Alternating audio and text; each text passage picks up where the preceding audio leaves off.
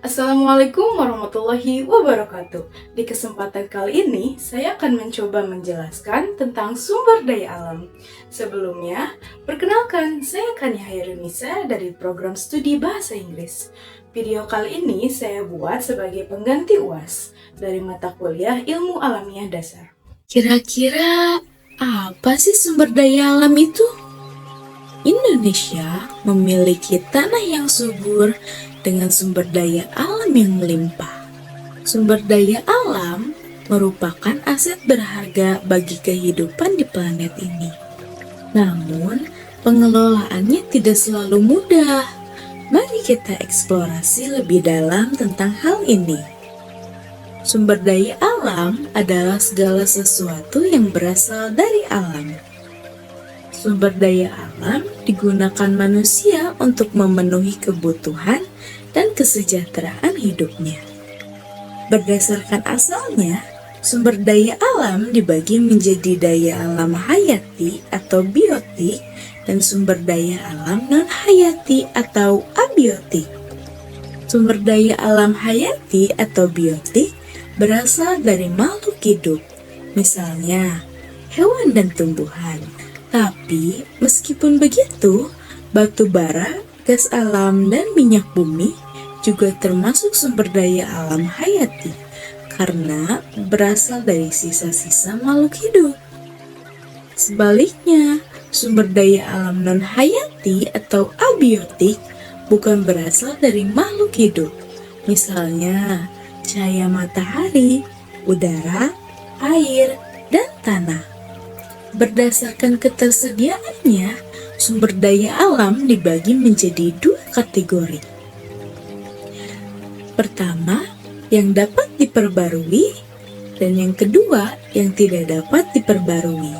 Contohnya, cahaya matahari, tanah, air, dan udara adalah sumber daya alam yang dapat diperbarui. Sedangkan minyak bumi, batu bara, gas alam, dan bahan tambang adalah yang tidak dapat diperbarui.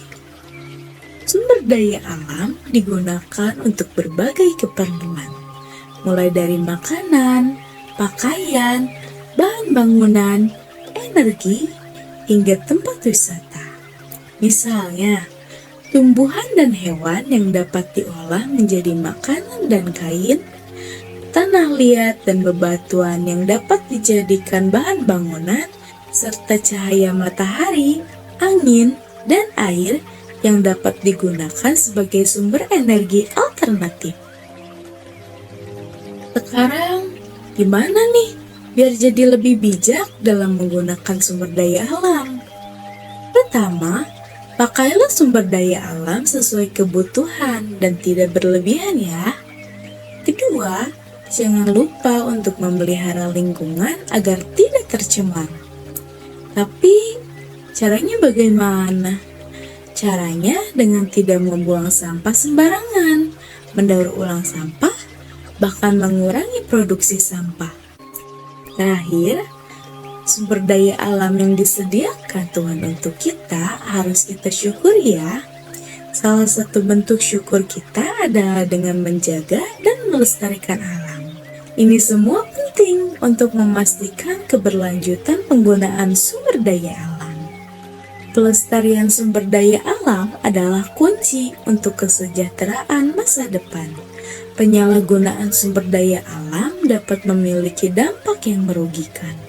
Oleh karena itu, penting mengambil tindakan untuk menjaga dan melestarikannya.